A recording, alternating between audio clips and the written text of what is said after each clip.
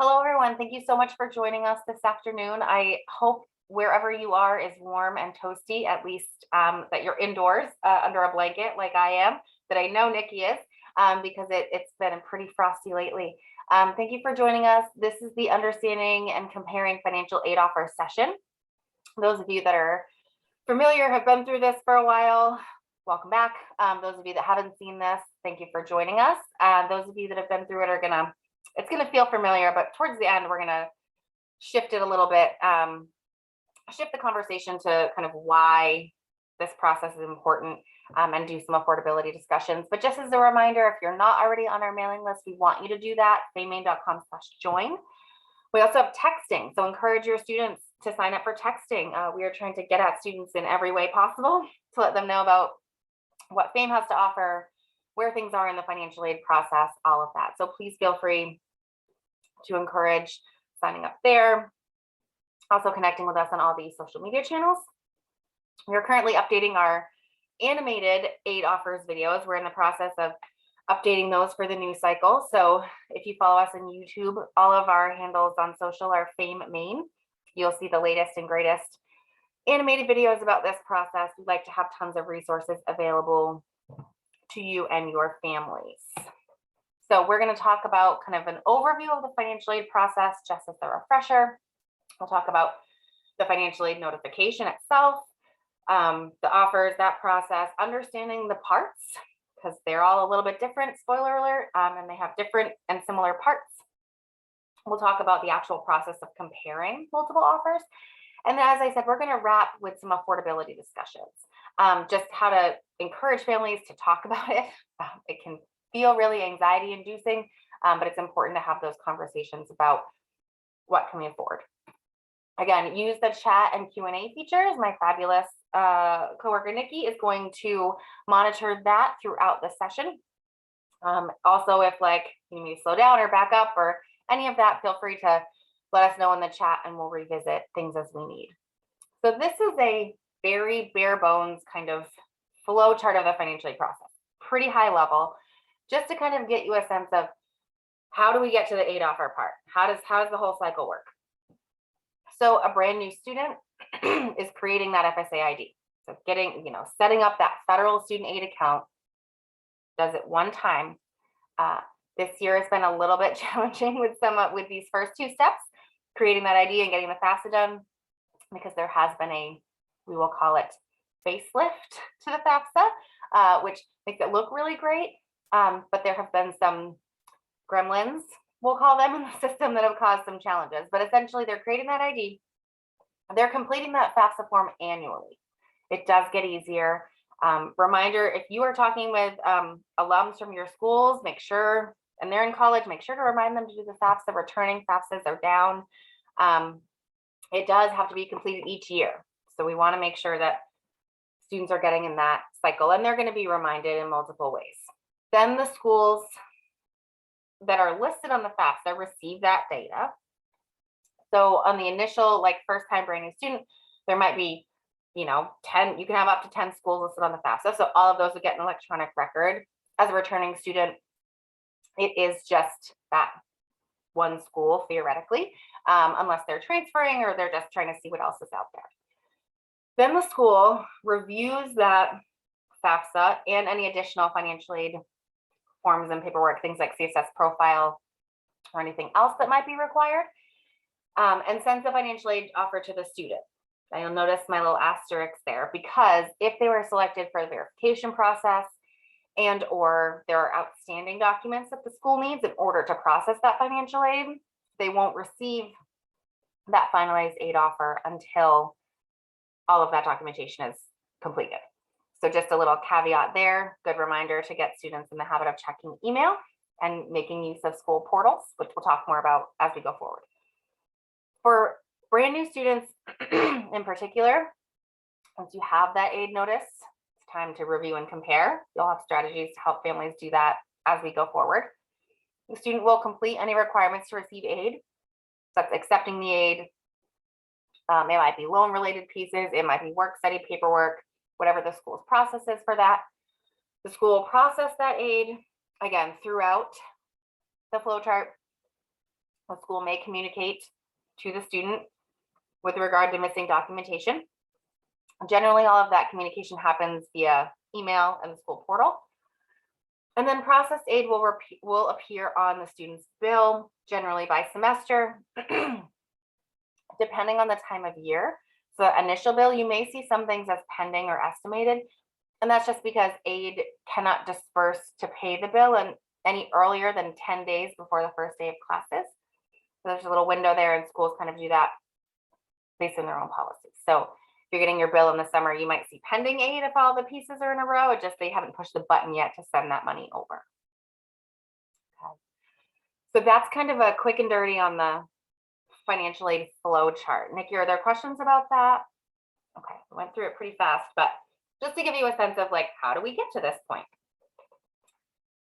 I want to talk about the financial aid notification. So what does a financial aid offer? It's a paper or electronic notification sent after the student has been offered admission. And that's really the key. So there's a lot of waiting, right? You do your FAFSA hopefully early. Students are doing it in October, November. You as counselors like, don't forget your FAFSA. In the meantime, they might be doing those admissions applications, getting all that done. And then sometimes there's a wait, right? It's a get it all done really fast and hurry up and wait. And that's because financial aid offers generally are not processed until after the student has been offered admission. Okay, so you get the big envelope first. Congratulations, you're in. And then a little bit later comes the financial aid offer. Now, some schools initially do a paper financial aid offer. Some schools are actually kind of even doing away with paper in general for that. It's an email notification to go to the student's portal or however that works. But they get a notification, you have financial aid ready to view. And the financial aid offer provides a breakdown of the types and amounts of financial aid offered at its most basic. So it's an informative document about what kind of financial aid is going to be offered. So how do they determine what's going to be on that thing? All schools kind of use the following formula. I know this looks kind of like algebra. I swear it's a simple formula, right? We just made it look pretty. So they're taking that cost of attendance, right? And that's kind of an overarching cost that includes direct costs like tuition and fees, room and board, anything the students like billed for directly, and also indirect costs. So related college costs that aren't necessarily billed. So transportation, books and supplies, miscellaneous, that kind of thing. And that creates the cost of attendance. So this is how much it costs to go here. Then they're subtracting out that expected family contribution, and that's determined when the student files the FAFSA. So as many of you likely know, they're filling out the FAFSA, they're getting that EFC. It's a little bit of a misnomer. It's actually changing in a couple of FAFSA cycles to a different name because people say like, is this really what I have to pay? But it's kind of a benchmark. So think of the EFC as more of a credit score than a dollar figure or a GPA, right? It's like a measure of the family's ability to pay for school based on a number of things that go on behind the scenes with the formula. So they take the cost and they subtract that. What's left is the need, okay? So you might have heard this percentage, I don't know why that flipped, percentage of need met phrase, right? We'll talk a little bit about that. But essentially it's like, okay, how much financial need to meet this cost does this particular family have? And because cost of attendance varies, need also varies by school, right? So you can imagine higher cost of attendance, more need, those kinds of things, right? So how do they fill it, right? So you might have heard like the, schools that meet 100% of need. And we've talked about in other sessions, kind of as you're building the list, making use of things like College Board's Big Future to kind of find schools that meet a certain percentage of need. And essentially what they're doing is they're using a combination of types of aid, federal, state, and institutional, to kind of fill that gap. Say, okay, here's what we can offer to fill that need. In many cases, there is a gap between the need and how much money can be offered, right? So if you're not at a place that meets 100% of need, so, in Maine, that might be your Bates, Bowdoin, and Colby's, those kinds of things, those institutions that are able to meet a high percentage of need, there isn't always a gap. In situations where schools cannot meet 100% of need, there's usually a gap between what that need calculation is and the financial aid offer. Just kind of set that stage. what are the types of aid? There's kind of broad buckets of this, right? Gift aid, the free money, the stuff that we want to maximize, right? We want our students to maximize that as much as possible. That's grants and scholarships. The key is they do not have to be repaid. Here, we are giving you this money to help you pay for school. That's the goal, right? That's the golden ticket. There's also student loans, the most common type, federal direct student loans. This used to be called Stafford loans for my older folks. They are student loans that are not credit based. So the federal direct loans are not credit based, but they do have to be repaid. We have tons of information about student loans on our website, animated videos, all of that. There are other types of loans as well, but for the purposes of what you're going to see typically on a financial aid offer, it's those federal direct loans. And then work study, which may or may not show because it is a need-based type of financial aid, but it's money to be earned during the academic year. So it's generally a fixed pool of money a student can earn while working a job on campus. It's how some of us got started in financial aid, because I don't think any of us woke up in the morning and said, I want to be a financial aid officer when I grow up. But it's a great opportunity for working on campus and earning some money that's not coming off the bill. Yep, we'll talk more about that later. But those are kind of the three buckets. How and when do they arrive? As I said, paper maybe, or email notification will be sent, usually just one paper letter. As we saw in the chat before we got started, these are happening as we speak. And we know our financial aid offices are working super hard. Some of the IVs and the tier below that, they're dealing with profiles and they're trying to get it. So it might be closer to February, March. Generally, mid-February to end of March is a pretty common territory for receiving financial aid offers, unless a student has applied for early action or early decision. But they are coming out as we speak. I think we've seen, maybe it's a pandemic silver lining, who knows, but I think we've seen some aid offers coming out much earlier than historically has been the case. So it's one of those, keep an eye, again, encourage students. I cannot stress enough, if they're a student who's not great at checking email and keeping up with that, that is something you want to encourage. So if students have multiple schools, maybe it's setting up those school emails to forward to a personal email so they're not missing anything. A parent I talked to that just this morning actually said that for some reason, every email that her student gets from any college goes immediately to spam. So she has to get really good at checking that and unblocking those or whatever. So just encouraging students to keep an eye on those things is really important.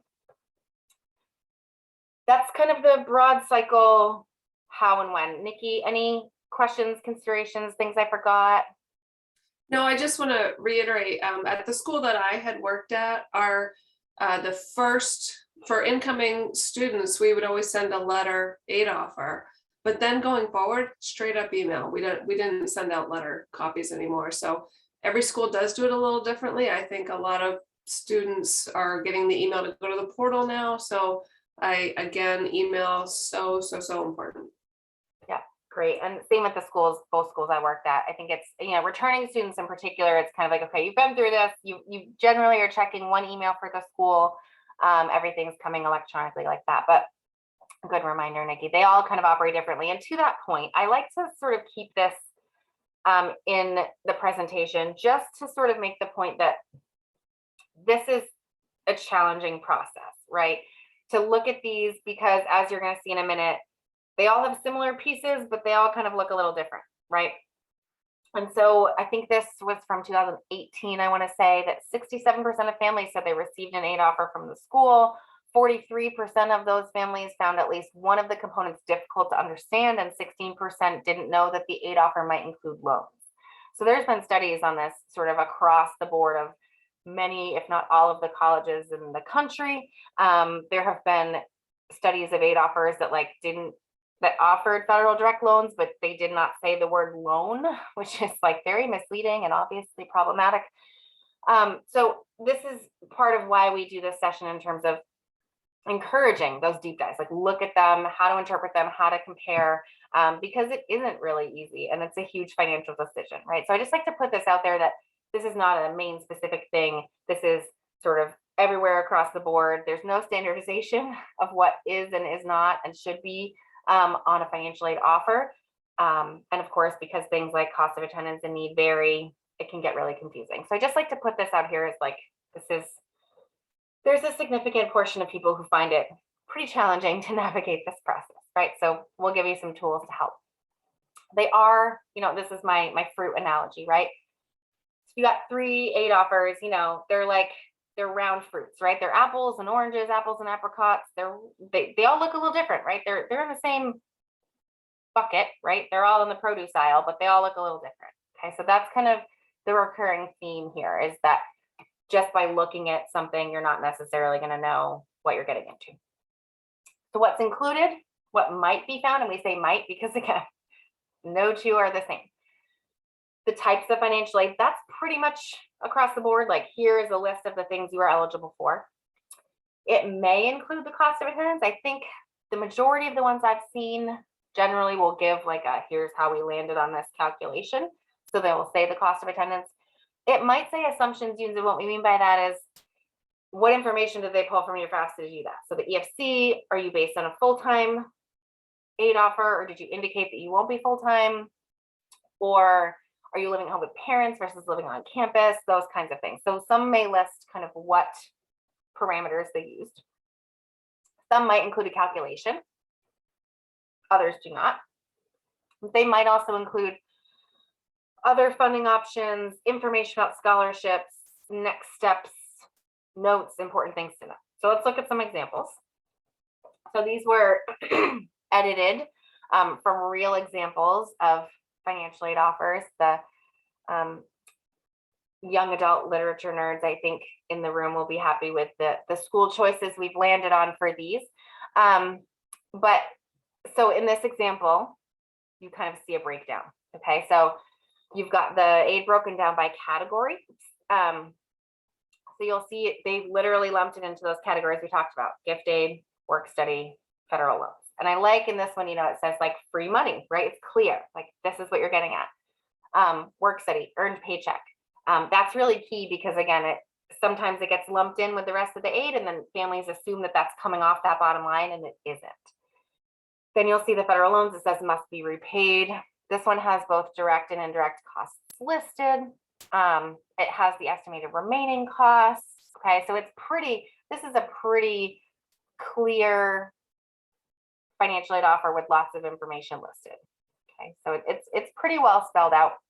And you'll see most of them will break it down by semester, so fall, spring, and total. And partly that's because bills, despite the fact that you're applying kind of for financial aid for the year, tuition bills happen by semester. So here's another example, again, broken down by category. Same thing, grants and scholarships, no repayment needed. Work options, this one very clearly says not to be applied to student account, right? So they're making that clear that if you're eligible for that work study, it's not going to come off that bill. So you'll see they've listed over on the other side. It keeps flipping on me. There's a gremlin. Those other financing options, right? Payment plan. You might have military benefits, how to find private student loans. You'll see over at the top right there, those like assumptions that are listed, and you have costs. So again, pretty straightforwardly broken down. But again, a little bit of a different look and feel from the other one. And here's another one that is a little bit more, I think, how we used to see pretty much every financial aid offer, was just kind of everything lumped together, not necessarily broken out. There isn't any information on what is or is not something that needs to be repaid versus gift aid. You'll see, they do list work study there, but it doesn't say, this doesn't come off the bottom line. So imagine a student's getting this kind of a financial aid offer. They see everything together, oh, $44,000, cool. Well, you have to remember that work study is not coming off there. If there's additional pieces that might come into play, they have to do, the loan paperwork and all of that. So they all look a little different, right? They all have different look and feel. And even just by looking at these and seeing the costs, you're not necessarily going to know which one of these is the best offer for family circumstances, right? Let's look at comparing them, because essentially families want to know, like, what's the bottom line? How much is this going to cost? How do I figure that out? Nikki's going to throw this tool in the chat for us. there are multiple tools to help figure this out. The bottom line is do the math. Okay. So again, just by like spreading these out on the desk in front of you, right, with a family, like they're not going to be able to tell just by looking at them. And just because it has more stuff on it or seemingly bigger dollar values doesn't necessarily mean it's the best financial fit. Okay, so we have this comparing aid offers worksheet. I'll dive into it in a little bit. It does the math for you, which I like because I don't really like doing math, which is cool. There are other online tools. So I've worked with parents who have like really good Excel spreadsheets that did this, that they put together because that's where they're comfortable, or like, you know, just pen and paper style writing it out. We have, again, videos on our YouTube channel about this very topic in a little bit more depth that are designed more for students and families. There's some, you know, apps and things and different tools. I don't necessarily care how families go about comparing them, just that they're doing that math and they're getting that bottom line and they're looking at those numbers. Okay, so the link for that will be in the chat. And you know what's great about this form, again, it does the math, but you can literally, like, you'll see kind of a side-by-side comparison, right? So we took those 3 aid offers and we plugged them in. So you'll see at the top of the form, it's that direct cost. So there's that billable stuff, the tuition and fees, the room and board. So, okay, we've got all of our costs. You'll see school 3 has the highest like cost of attendance. But then right off the bat, you're subtracting out the free aid. So show me that free money. So the grants and scholarships total, okay? Then you know what the net cost is, what that net price is before any borrowing. Clear as day, right in front of your eyes, right? So it's really important to kind of look at, you know, what that particular school, that school 3, the erudite school, was a significant chunk of grants and scholarships off the top. So if you looked at it, you're just like, wow, this is a lot of money. You have to compare it to how it looks against the cost of attendance, right? So you got to line up the numbers. Then you'll have the ability to sort of plan out, okay, if I borrowed the federal loans, which if there does need to be borrowing to help meet the cost, we recommend students are taking those federal student loans first. Then you'll get your bottom line again. And so then you can figure out, okay, if we throw in some indirect stuff, we know that there's related expenses like books and all of that. What are we looking at bottom line? Okay. You'll notice at the bottom, we've intentionally separated out work study as a reminder that it's money that's available to the student, but it is not coming off that calculation. Okay. So again, there might be different ways that families do this. Maybe, you know, if you're a school counselor and you've created something, we would love to see it. If you've got a method for doing this with students and families, please share that. But the bottom line is, to find the bottom line, you got to kind of do the numbers. Okay.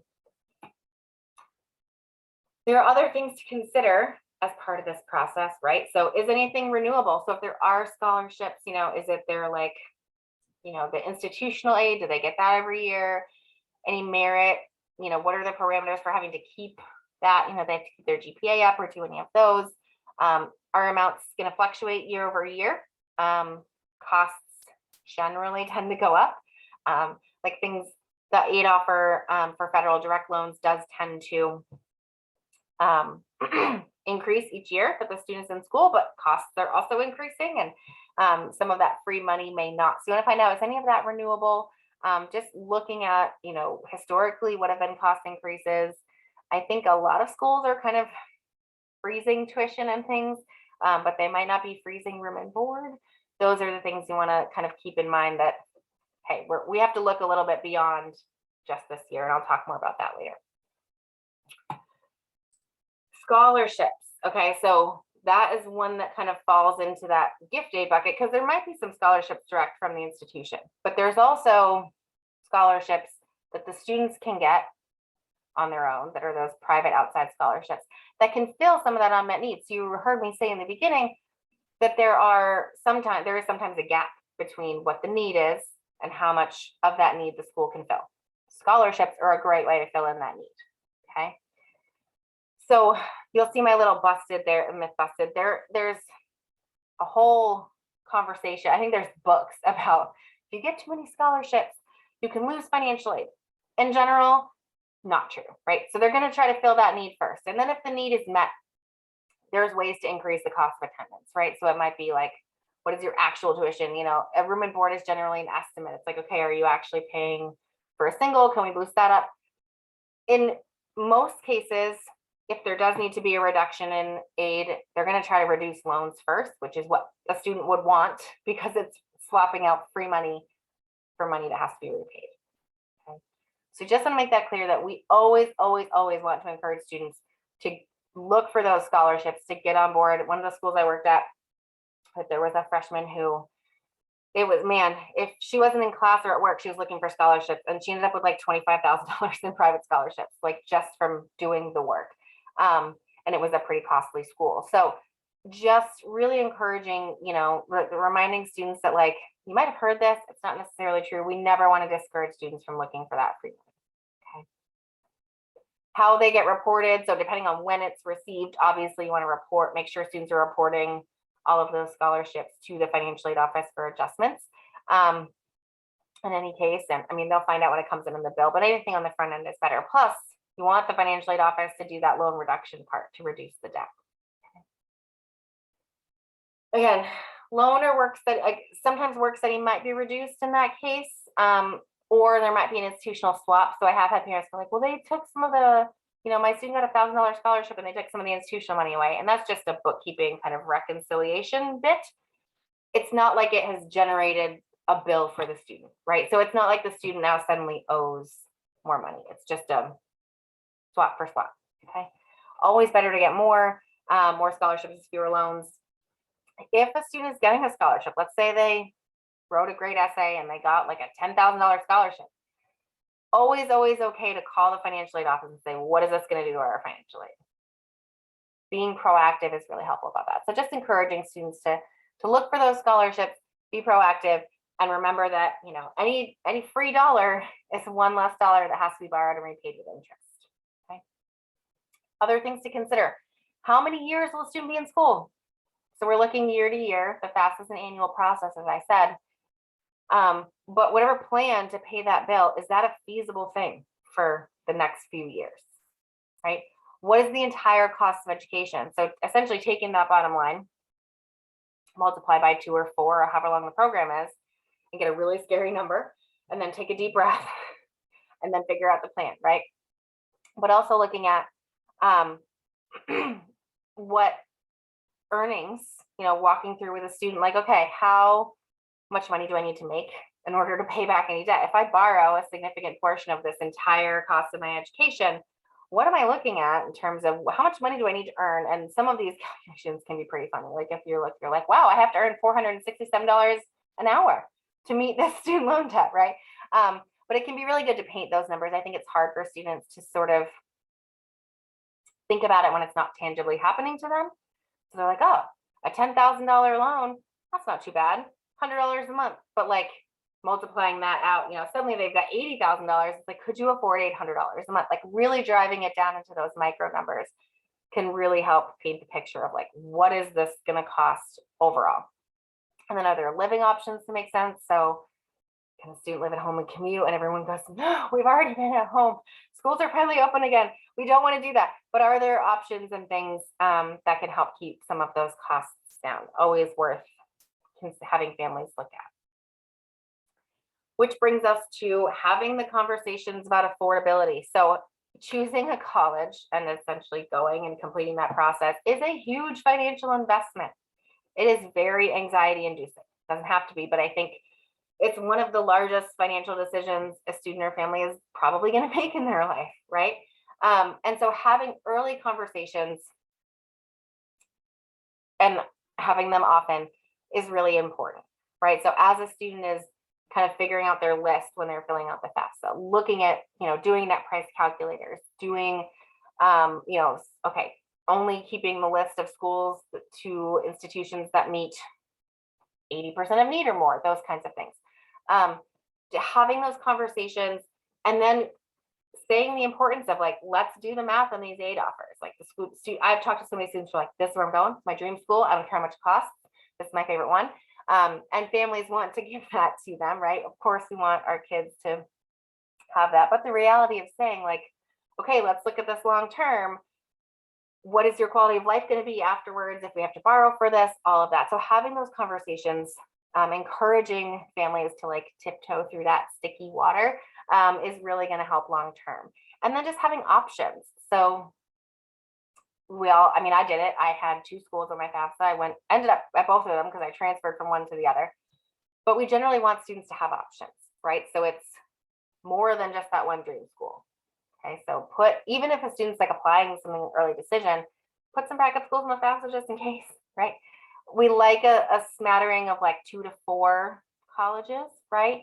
To be able to have options. And multiple schools might be within an affordable area or like maybe a little bit of a stretch for the family, but having options is important, okay? Again, they all look different. So more types listed doesn't always mean a better financial aid package. You have to do the math to find that bottom line, and just the long-term investments.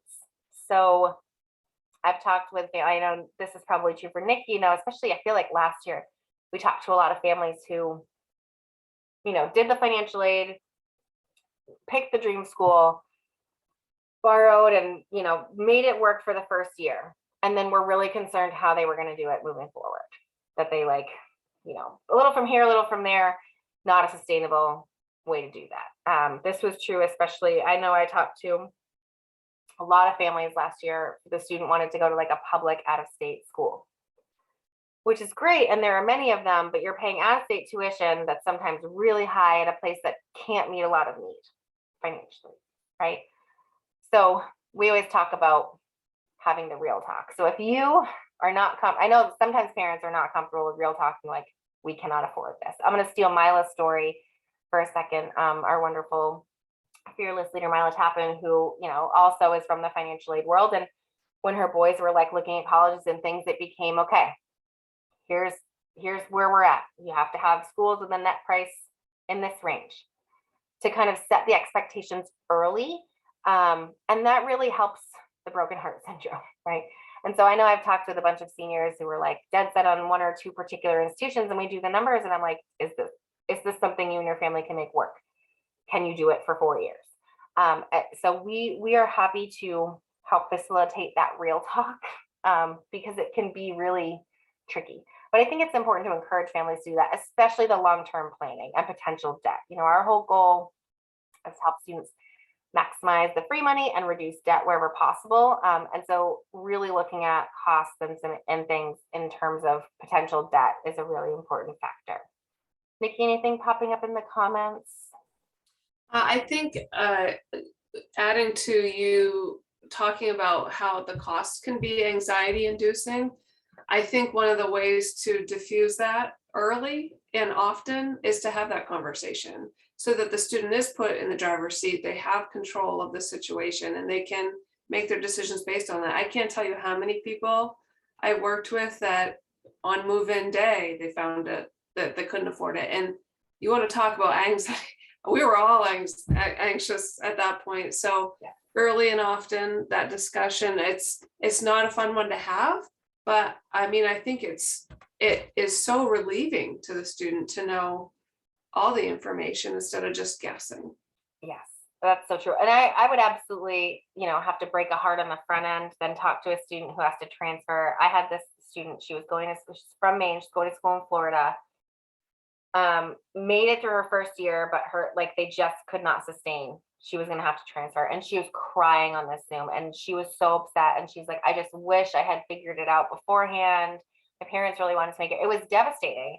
And so she'd already spent time there and fallen in love with the school and made friends and all these things, and then realized she had to leave. And so that is the thing that we would like to avoid. I would rather break someone's heart on the front end and set those realistic expectations. And to this point also, largely this is what the student puts in. So they're going to get out what they put in terms of academic success.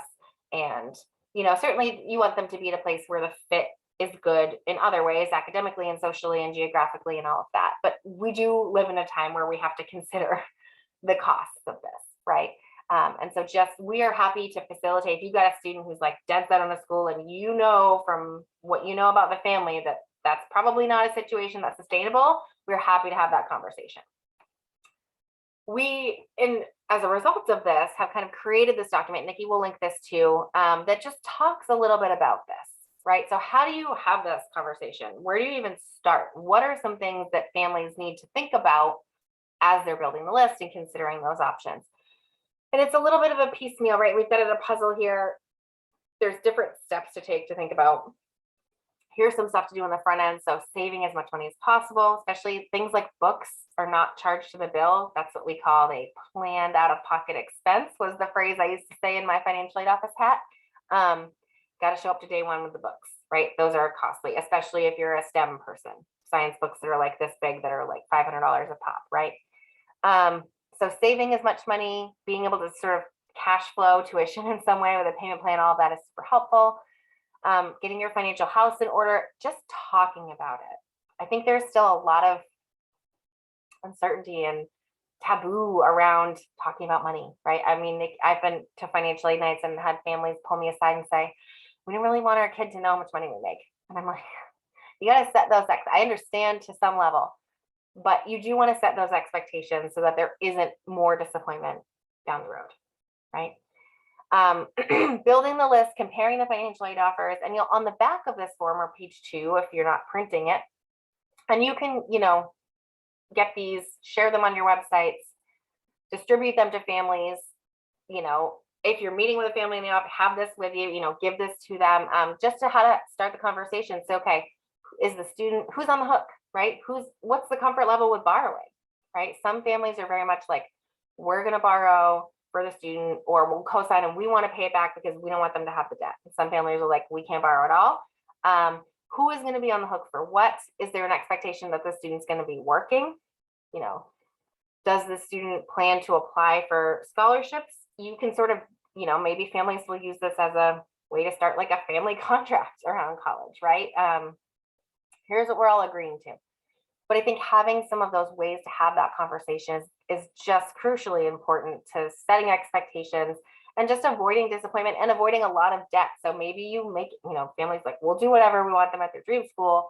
Then they come to us when it's time to be in student loan repayment and they're freaking out because they can't afford it, right? So I think just trying to avoid those added anxieties and those difficult, heartbreaking conversations is a really key part of this puzzle in terms of making a decision about which school to go to. Nikki, did you have anything to add? Yeah, so I just wanted to mention, I did jump the gun and put in the link to this PDF earlier because we were talking about that earlier. But also a great comment in the chat is it's great to, the earlier the better. Junior year doing this, so that senior year, because senior year, man, so there's a lot of pressure. There's a lot happening. There's a lot of anxiety. So going into this early junior, I would even say younger. Junior year is a great time to introduce this. Yes, absolutely. And we talk when we do financial aid nights, and we hope you'll have students continue to join us for those in the spring. Juniors in particular. This is why we have those, to sort of say this is what the process looks like.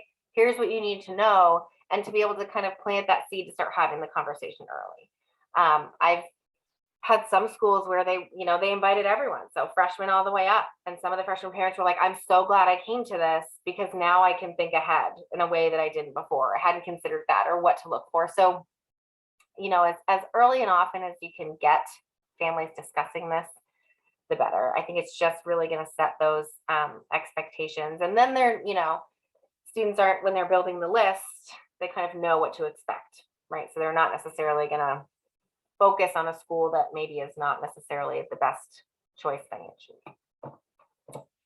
As we wrap up, and I don't have a slide, but I want to mention something after. We want to just encourage families to do this. We can help via Zoom. So we are here. We have the ability to do one-on-one appointments. There's always, during FAFSA season, and then during aid offer season is when the appointments will really pick up, but we want to help navigate families through this. So we will be having, we haven't nailed down any dates or anything firm for workshops, but we do offer in March-ish financial aid offer workshops that kind of mirror how we do the FAFSA help, in that we'll do like a quick overview session, and then families can come to a breakout room with one of us and we'll do that worksheet. We'll go through all the numbers. We've done these in person pre-pandemic where we spread everything out on the table and do the numbers, but the family will have a deliverable of that. Like, here's here's the bottom line, then that will allow them to have that conversation with us and with each other. Sometimes the counselor part of our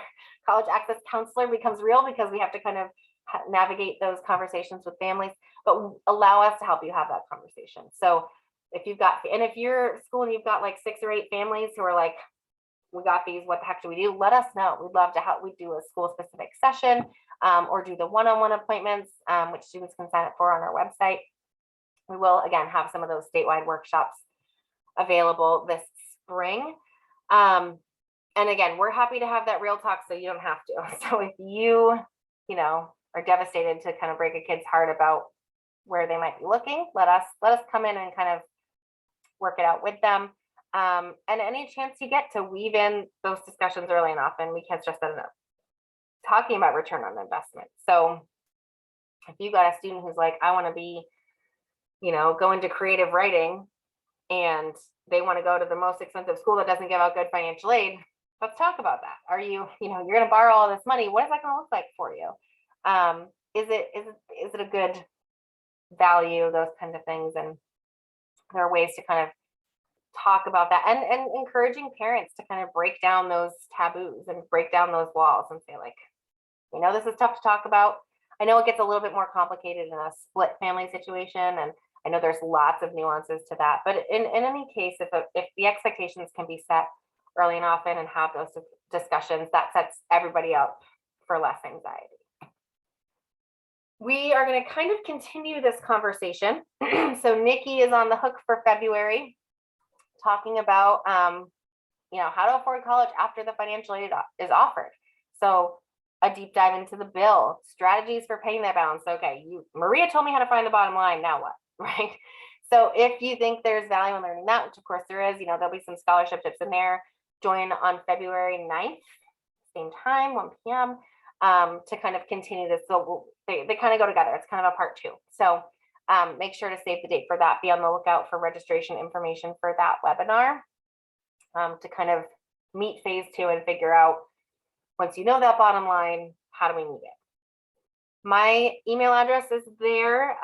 You can find all kinds of resources on our website. Again, we have information about this. We have that worksheet and the affordability PDF on our website. Our recently redesigned, brand new, beautiful website. I don't know, those of you who have been with us for a while, maybe haven't had a chance to look, but go ahead and take a look. And if you have trouble finding anything, please reach out and we'll tell you kind of where to look for the main stuff that you're used to. But my contact info is there. Reach out at any point. Again, if you have families that need one-on-one support, or you have a group of families as aid offers are coming out, please reach out to us. We would love to help. Nikki, final thoughts, questions, anything in the chat we should highlight? Yes, so many kind words in the chat, by the way. Amazing job that you've just done. But also, I want to make sure everyone knows that we're going to be sending a follow-up email. Maria, people want to know if we're going to send them the handouts and links. And I said, absolutely. Yes, there will be a follow-up email, and I will make sure that you have a link to both of those forms, a copy of the presentation, and anything else that we won't have the new videos yet published by the time I send that reminder email out, but I'll tell you kind of where to find them and some stuff on our website. So be on the lookout for that. That seems like it. Okay. Well, thank you all for giving of your afternoon to this. And let us know if you have questions. And thank you. Stay warm. I think things are supposed to trek up a little bit weather-wise. So Happy New Year. I guess it's still not too late to say that. And thank you for joining us today. Take care.